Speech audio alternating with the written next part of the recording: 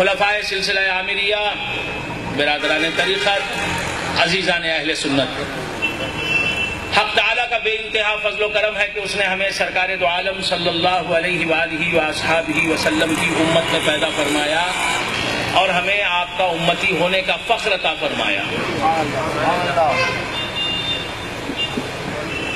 حق تعالیٰ اپنے کلام بلاغت نظام میں ارشاد فرماتا ہے، یا ایھا الذین آمنو، اے ایمان والو۔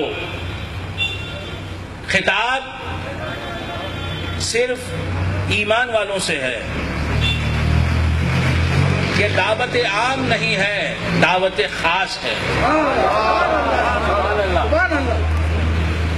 یا ایھا الناس کا خطاب اگر ہوتا، یا ایھا الناس یعنی اے لوگو، اگر یا ایھا الناس کا خطاب ہوتا تو یہ دعوت عام ہوتی، عام دعوت، تمام انسانوں کے لیے دعوت۔ لیکن یہاں خطاب یا ایھا الناس نہیں ہے، اے لوگوں کا خطاب نہیں ہے، اے لوگو، یا ایھا الناس کے الفاظ نہیں ہیں۔ یا ایھا الذین آمنو، اے وہ لوگ جو ایمان لے آئے، یا ایھا الذین آمنو، اے وہ لوگ جو ایمان لائے، اے مومنو، اے اہل ایمان۔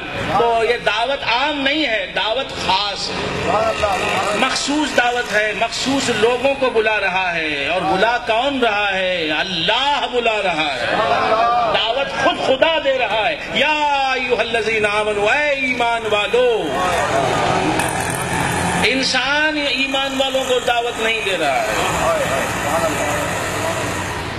کوئی ولی، کوئی پیغمبر ایمان والوں کو نہیں دعوت دے رہا ہے، اللہ رب العزت، اللہ جل مجدہ، اللہ عز اسمہ خطاب فرما رہا ہے۔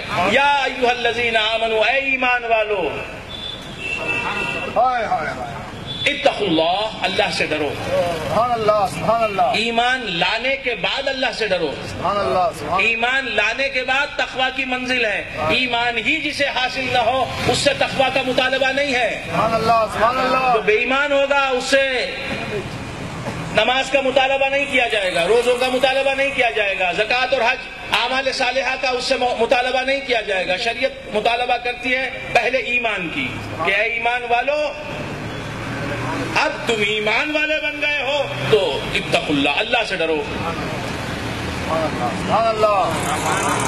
کافر سے پہلے ایمان لانے کو کہا جائے گا، نماز پڑھنے کو نہیں کہا جائے گا، سبحان اللہ۔ روزہ رکھنے کو نہیں کہا جائے گا، زکوٰۃ دینے کو نہیں کہا جائے گا، حج کرنے کو نہیں کہا جائے گا، پہلے ایمان لانے کا حکم دیا جائے گا۔ اور جب ایمان وہ لا چکا تو وہ ایمان والوں کی سب میں شامل ہو گیا۔ اب اللہ تبارک و تعالیٰ اسے حکم دے رہا ہے، یا ایھا الذین آمنو، اے ایمان والو، اتقوا اللہ، اللہ سے ڈرو، اللہ سے۔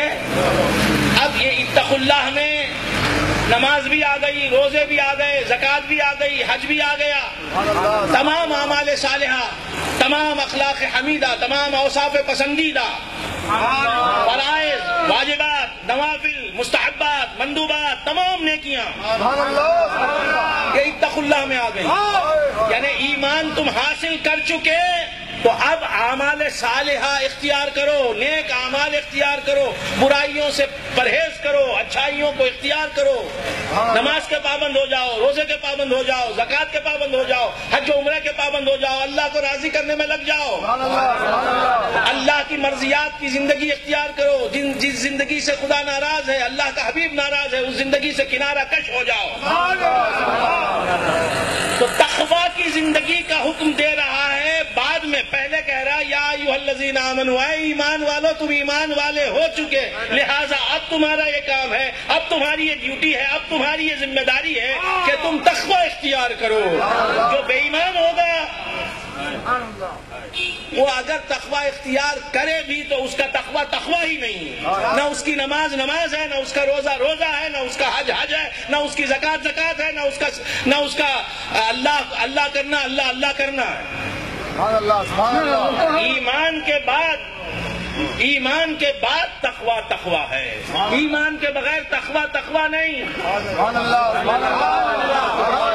ایمان کے بغیر نماز اٹھک بیٹھک کا نام ہے، جسم کو حرکت دینے کا نام ہے۔ ایمان کے بغیر روزہ بھوکوں